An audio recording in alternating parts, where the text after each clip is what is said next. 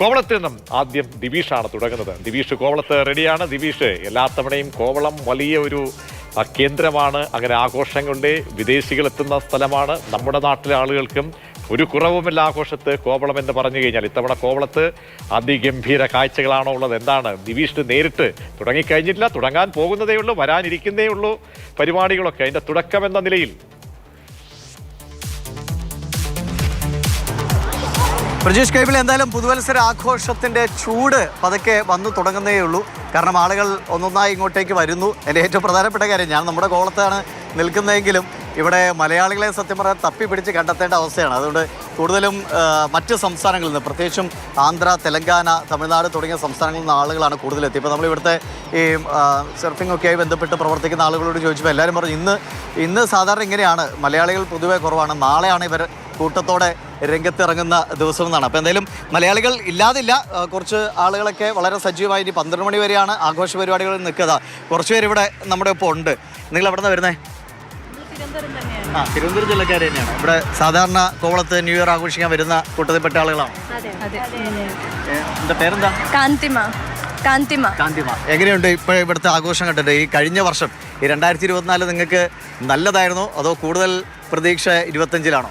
2024 നല്ലതായിരുന്നു, നല്ലൊരു വർഷമായിരുന്നു. കുറേ പഠിക്കാൻ പറ്റി, കുറേ ന്യൂ ചാലഞ്ചസ് ഒക്കെ ഉണ്ടായിരുന്നു. എന്താണ് പഠിച്ചത് ഈ 2024? ആക്ച്വലി നമ്മള് സ്കൂളിൽ തന്നെ കുറേ പഠിക്കാനൊക്കെ പറ്റി. ഇപ്പോൾ ഞാൻ +2 ആണ് കറൻ്റ്ലി. സോ ഇനിയിപ്പോൾ അടുത്തത് കോളേജാണ്. അപ്പോൾ അതിൽ അങ്ങനത്തെ ഒരു ഇതാണ്.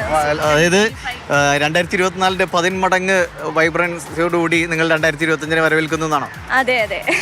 എന്താണ്, അമ്മയാണോ? അമ്മയാണ്. അമ്മയ്ക്ക് എന്താണ്, മക്കള് 2024 കൊള്ളായിരുന്നോ, ഇനി നന്നാവാനുണ്ടോ? എന്താണ്? എൻ്റെ മക്കളും എല്ലാ മക്കളും നല്ല രീതിയിൽ 2025 എല്ലാവർക്കും നല്ല രീതിയിലാവട്ടെ എന്നുള്ള ഇതാണ്. അല്ലെ, സാധാരണ നമ്മൾ ഈ ഓരോ വർഷം തീരുമ്പോഴും നമ്മളൊരു തീരുമാനം എടുക്കും. നാളെ ജനുവരി 1 മുതൽ ഞങ്ങൾ തകർക്കാൻ പോവാണ്. ഇപ്പോൾ പഠിക്കുന്നവരാണെങ്കിൽ അല്ലേ, ഞാൻ രാവിലെ 5 മണിക്ക് എണീക്കും, പഠിക്കും, എല്ലാം അന്നന്ന് തീർക്കുന്നു. അപ്പോൾ അങ്ങനെയൊക്കെ എന്തെങ്കിലും റെസൊല്യൂഷൻസ് എടുക്കുന്ന കൂട്ടത്തിലാണോ അതോ മക്കൾ എന്നും നന്നായി മുന്നോട്ട് പോകുന്നവരാണോ? എന്നും നന്നായിട്ട് മുന്നോട്ട് പോകുന്നവരാണ്. കുറച്ചുകൂടി നന്നായിട്ടാക്കാം. മക്കൾ ഉള്ളതുകൊണ്ട് സൂപ്പിടാൻ പറയുന്നല്ലോ. ഇല്ല മക്കളൊക്കെ എല്ലാം നന്നായിട്ട് എല്ലാം കാണുന്നവരാണ്. ഒന്നും ഇല്ല എന്ത് പ്ലാൻ ചെയ്താലും അങ്ങനെയൊന്നും ഇല്ല. പക്ഷെ എല്ലാം കറക്റ്റായിട്ട് നടക്കണം, അത്രയേ ഉള്ളൂ. അതായത് ചേട്ടൻ? എൻ്റെ പേര് അനീഷ് എന്നാണ്. ഞാൻ ട്രിവാൻഡ്രത്ത് തന്നെയാണ്. ഞങ്ങൾ ഫാമിലി തന്നെയാണ്. എങ്ങനെയാണ് ഈ 25 എന്ന് പറയുമ്പോൾ ഇനി കുറച്ച് മണിക്കൂറുകളുള്ളൂ. നമ്മളെല്ലാവരുടെയും ഒരു ഇതാണ്, ഒരു വർഷം വരുമ്പോഴേക്കും നമ്മളല്ലേ വലിയ 25 മുതൽ നമ്മളങ്ങ് ഗംഭീരാക്കണം, എല്ലാം നന്നായി ചെയ്യണം. ഒരാഴ്ച കഴിയുമ്പോഴേക്കും അതൊക്കെ അങ്ങ് പതുക്കെ ബാറ്ററി തീരും. അല്ല ഫാമിലി പറഞ്ഞ പോലെ നമ്മൾ ഒരു വലിയ എക്സ്പെക്ടേഷൻ ഒന്നും വയ്ക്കുന്നില്ല. കാരണം ഓരോ വർഷങ്ങളും ഓരോ പുതിയ ചാലഞ്ചസാണ് വരുന്നത്. അപ്പോൾ അത് കാരണം നമ്മൾ ഇപ്പം പഠിച്ചു കഴിഞ്ഞു. കോവിഡ് വന്നതനുസരിച്ച് നമ്മൾ പഠിച്ചു കഴിഞ്ഞു എങ്ങനെയാണോ സിറ്റുവേഷൻ അതനുസരിച്ച് ജീവിക്കുക എന്നുള്ളതിനാണ്. പിന്നെ ഈ പിള്ളേർക്ക് നമ്മൾ അത്ര ഒരു ഫ്രീഡം എല്ലാം കൊടുക്കുന്നുണ്ട്.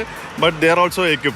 എങ്ങനെയാണ് ഇപ്പം വരേണ്ടത്, എങ്ങനെയാണ് 2024 എങ്ങനെ പോയി എന്ന് ചോദിച്ചു കഴിഞ്ഞാൽ 19-20 കമ്പയർ ചെയ്യുമ്പോഴത്തേക്കും ദേ ആർ റിയലി ഹാപ്പി. എല്ലാവരും ആ ഒരു സിറ്റുവേഷനാണ്. പിന്നെ 2025 ആസ് യൂഷ്വൽ എല്ലാവർക്കും ഒരു വൈബ്രൻ്റ് ആയിരിക്കട്ടെ എന്നുള്ളൊരു പ്രതീക്ഷയാണ്. സിൻസ് അവരുടെ കോളേജ് ലൈഫ്, നമ്മുടെ ജോബ്, ഈ കാര്യങ്ങളൊക്കെ നോക്കുമ്പോഴത്തേക്ക് 2025 എങ്ങനെയായിരുന്നാലും ഒരു ചലഞ്ചിങ് സിറ്റുവേഷനാണ്. ഇല്ലെന്നൊന്നും പറയുന്നില്ല. ഓരോ വർഷവും ഇപ്പോൾ നിങ്ങൾ തന്നെ ആയിരുന്നാലും ഓരോ വർഷം കൂടുമ്പോൾ നമുക്ക് ചലഞ്ചിങ് ആണ്. പക്ഷേ we are cope up that.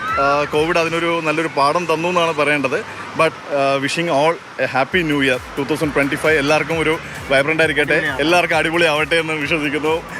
Trivandrum ലാംഗ്വേജിൽ പറഞ്ഞാൽ എല്ലാം അടിച്ചു പൊളിക്കട്ടെ.